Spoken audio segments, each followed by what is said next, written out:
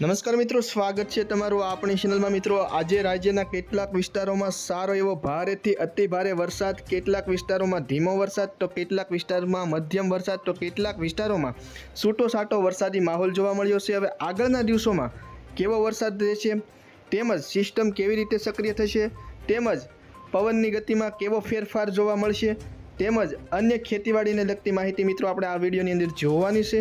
તો વિડીયોમાં આગળ વધતા પહેલાં ચેનલમાં નવા હો તો નીચે આપેલા સબસ્ક્રાઈબ બટનને દબાવી ચેનલને સબસ્ક્રાઈબ કરી દેજો, જેથી કરીને વરસાદની રોજે રોજની માહિતી અને ખેતીવાડીની રોજે રોજની માહિતી તમને આ ચેનલની અંદર મળતી રહેશે। તો વાત કરીએ મિત્રો અત્યારની લાઈવ, તો ખાસ કરીને સૌરાષ્ટ્રના કેટલાક વિસ્તારો તેમજ દક્ષિણ ગુજરાતના કેટલાક વિસ્તારોમાં વરસાદી માહોલમાં સારો એવો વધારો જોવા મળી રહ્યો છે। ખાસ કરીને વાત કરીએ મિત્રો દક્ષિણ ગુજરાતની, તો દક્ષિણ ગુજરાતમાં પણ જોઈએ તો સુરતની આજુબાજુના વિસ્તારોમાં સૌથી વધારે અત્યારે લાઈવમાં વરસાદી માહોલ જોવા મળી રહ્યો છે। આપણે વિગતવાર દક્ષિણ ગુજરાતના વિસ્તારો વિશે જોઈએ તો સુરત, સૂર્યાસી, વાપી, વલસાડ, નવસારી, ભરૂચ સહિતના જે વિસ્તારો છે, બાલાસિનોર સહિતના જે વિસ્તારો છે એમાં સારો એવો વરસાદી માહોલ જોવા મળી રહ્યો છે। તેમજ વાપીથી લઈ અને સુરત સુધીનો જે વચ્ચેનો જે વિસ્તાર છે એમાં સૌથી વધારે વરસાદી માહોલ જોવા મળી રહ્યો છે। મહારાષ્ટ્રના જે વિસ્તારો છે આપણે વાત કરીએ, ખાસ કરીને સુરતથી નીચેના જે નાસિક સહિતના જે વિસ્તારો છે, બોઈસર ને આ બધા મહારાષ્ટ્રના, એમાં પણ વરસાદી માહોલ સારો એવો જોવા મળી રહ્યો છે।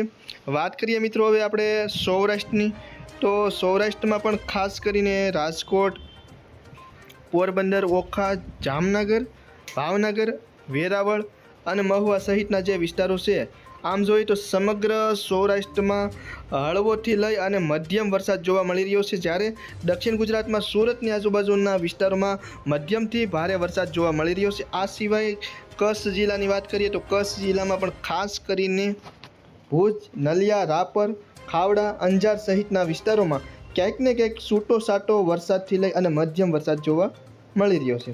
મધ્ય ગુજરાતની વાત કરીએ તો મધ્ય ગુજરાતમાં અમદાવાદ, દાહોદ, ગોધરા, મહેમદાબાદ સહિતના જે વિસ્તારો છે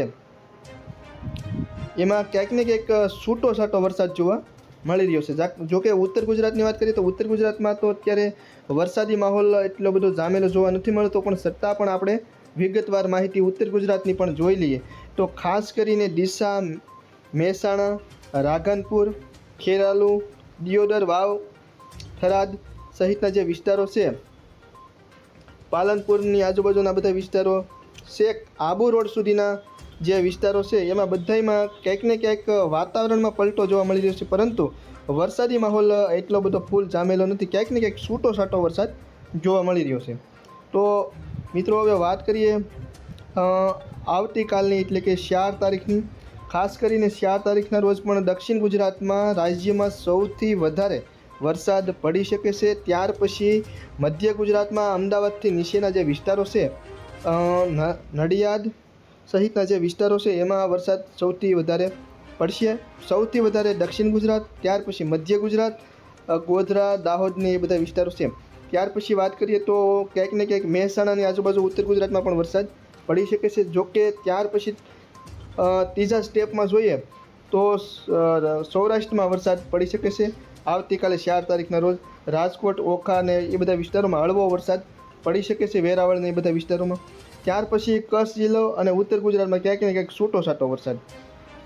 તો આવી રીતે મિત્રો આવતીકાલે પણ વરસાદ પડી શકે છે। આજે પણ તમને કહ્યું એ પ્રમાણે વરસાદી માહોલ સર્જાયો છે અને આજે ખાસ કરીને સૌરાષ્ટ્રમાં બપોર પછીના સમયગાળા દરમિયાન વરસાદી માહોલમાં સતત વધારો જોવા મળ્યો છે। ખેતીવાડીની વાત કરીએ તો મિત્રો આ વર્ષે આમ જોઈએ તો અત્યારે ધીમે ધીમે ચોમાસામાં વરસાદી માહોલ બનતો જોવા મળી રહ્યો છે। આગળના દિવસોમાં વરસાદી માહોલમાં વધારો થાય એવી પણ સંભાવના રહેલી છે અને ખાસ કરીને આ વર્ષે પણ ચોમાસું સારું રહે તેવી પણ સંભાવના રહેલી છે। તો ખેડૂત મિત્રો, વિડીયો ગમ્યો હોય તો ચેનલને સબસ્ક્રાઈબ કરજો, વિડીયોને લાઇક કરજો અને વિડીયોની લિંક શેર કરજો।